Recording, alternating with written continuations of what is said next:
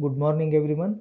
So in the previous lecture we have discussed about the various principles of an organization and also along with that the types of an organization. So under the category of types of an organization mainly we have 5 types. So in that first one is already completed or discussed, that is line organization.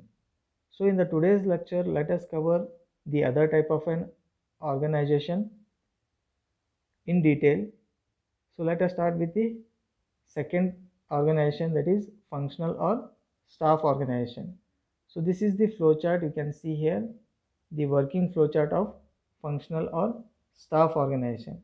So let us see what happens in this type of an organization. Basically in this type of an organization, the authority or the power will be divided into a number of sections. So you can see here sections in the organization, that is marketing section, engineering section, production section, finance sections. So likewise, based on the need and requirement, the number of sections or the departments will be made in this type of an organization, and each department or section will be having one particular expertised person in order to take care of that particular department or section. So whatever the works or functions will come under in that particular section, so that will be care taken by the expertise person in that particular field. For example, if it is a marketing section, you can see here the expertised MBA person will be allotted for this particular work in order to boom the market of that particular product. So likewise, for each and every department there will be expertise person to carry out the particular work efficiently in order to get the desired output. And also the responsibility of an organization is equally distributed among these sections. So this is the basic working principle of an functional or staff organization. So let us see what are the advantages and disadvantages we can get from this type of an organization. So advantages of functional or staff organization. So in that, first one is it is a logical reflection of functions. What it means, since this type of organization will have the various functions or departments including an expertise person, so that expertise person will work in a logical way to get the desired output. So this is the important function or advantage of this particular type of organization. And the second one is it facilitates mass production through the specialization and also standardization. So what it means, since each particular section or department will be having some specialized person, so and also with some standardization, we can expect mass production in this type of an organization along with a quality. And the third one is it ensures a greater division of labor, which means we already know that each section will be having n number of labors. So working together with this type of labors will make a greater division of labor, and from this type of labor category we can expect a quality as well as quantity of work. And the fourth one is it relieves pressure of need to search a large of all-round executive, which means the all-round executives at the top level of management can be avoided, can be neglected by using this kind of an organization. Why? Because it includes an expertise person or specialized person in each particular section or department, so that every work or every objective of the organization is care taken by those particular persons separately. So in that condition there is no need of all-round executives needed in the top level of management. So this is also main advantage we can get from this type of an organization.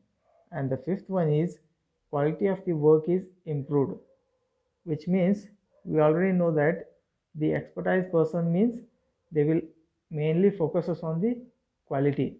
So in that condition we can expect a quality product in this type of an organization with the utilization of expertise in the respective section. And the last one is it simplifies training, so as it involves a specialized person and also some experienced workers, so that it simplifies the training for the newcomers in the organization. So these are the advantages we can get from the staff or functional organization. So next comes the disadvantages of functional or staff organization. So first one is that coordination of the efforts of various functions foreman is difficult.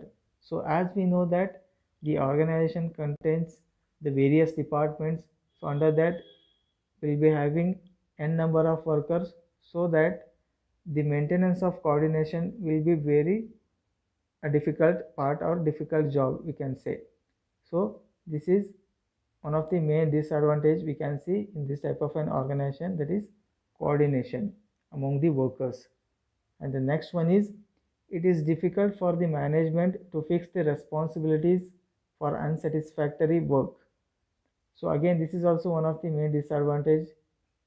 So in this, if there is any unsatisfactory results or works from any particular section or department, then it is very difficult for the management to take the decision whether they need to replace the entire department, that is entire workers of the department, or whether they need to make any changes in the department. So this is the toughest job in the department to take care about the results. And the third one is workers always remain confused about the authority. Why? Because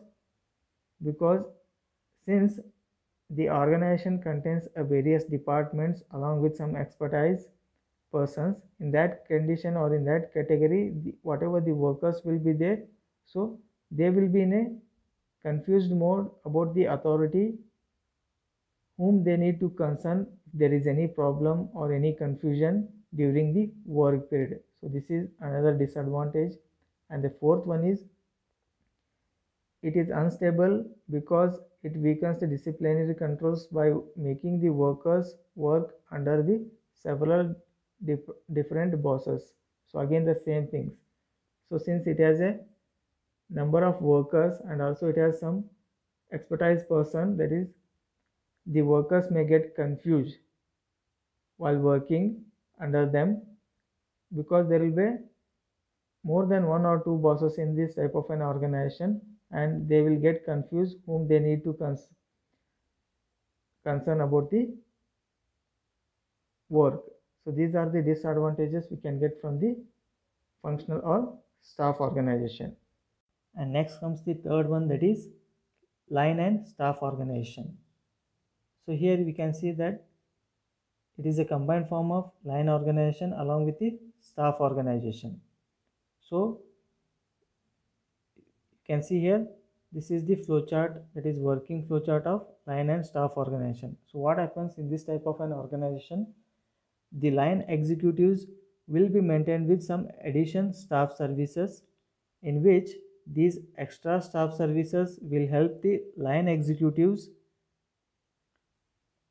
during the performance of major activities, or you can say while taking any major decisions. These extra staff services will give expert ideas to the line executives in the organization. So here the main function of staff is to give the expert advices whenever it is needed to the line executives on important matters, while the function of line executive is to maintain the discipline in the organization. So this is the working principle of line and staff organization. So next we'll see what are the advantages and disadvantages we can get from the line and staff organization. So advantages of line and staff organization. So in that, first one is expert advice from specialist staff executive can be made use of. So as we know that the organization involves some extra specialist person, so expert advices from them can be utilized effectively. So this is one advantage we can see in the line and staff organization. And the second one is less wastage of material power, manpower and time. So since it involves expertise or specialized person, so they will make use of resources effectively. So in that condition, the wastage of these resources will be less. And the third one is quality of product is improved. So since it involves specialized persons, so we can expect good quality of product because the specialized persons aims at good quality of product in any organization. And the fourth one is there is no confusion as exists in case of functional organization. So since the flowchart or the working chart of an line and staff organization is simple and easy to understand, so there will be no confusion among the workers as it is exist in case of functional organization. So, and the fifth one is line and staff organization possesses practically all the advantages of both line and functional organization. So as I told earlier while explaining flowchart, since it is a combined form of both line and staff organization, so whatever the advantages comes under line and staff organization, so those can be applied for this type of an organization. So these are the advantages we can see for line and staff organization. So next comes the disadvantages of line and staff organization. So in that, first one is product cost will increase because of high salary of staff executives. So as I told that it involves specialized persons or the top executives, obviously there will be increase in the cost because the company has to pay for them with a high salary. So this is one of the disadvantage we can see. And the second one is complex in nature. So what it means, in some condition or in some cases, if there is a confusion while dividing authority or functions at the top orders, then the entire organization will be in a complex nature. So this is another disadvantage we can see. And the third one is it may not be effective for smaller organization. So since it involves extra staff services in the organization, so it will be not very effective for smaller organization. And the fourth one is line and staff organization may bring in confusion in case functions are not clear. So as I told earlier, that is second disadvantage. If the functions are not clear among the top executives, then there will be confusion among the workers during the work period. And the fifth disadvantage is friction and jealous will develop between line and staff executives and may cause harm to the enterprise. So if there is any jealous or frictions developed between the line executives along with the extra staff executives, then it will directly affect to the company or it may harm to the enterprise. And the last disadvantage is if line executives start depending too much on staff executives, they may lose their initiatives. So whenever it is needed or whenever to take major decisions, then only we need to take the suggestions or advices of the extra staff services. So too much dependent on staff executives may lose their initiatives. If you depend too much on the staff executives for every decisions, then the entire line executive will lose their initiatives. So these are the disadvantages we can get from the line and staff organization. So today let us stop here itself. We'll continue further. Thank you.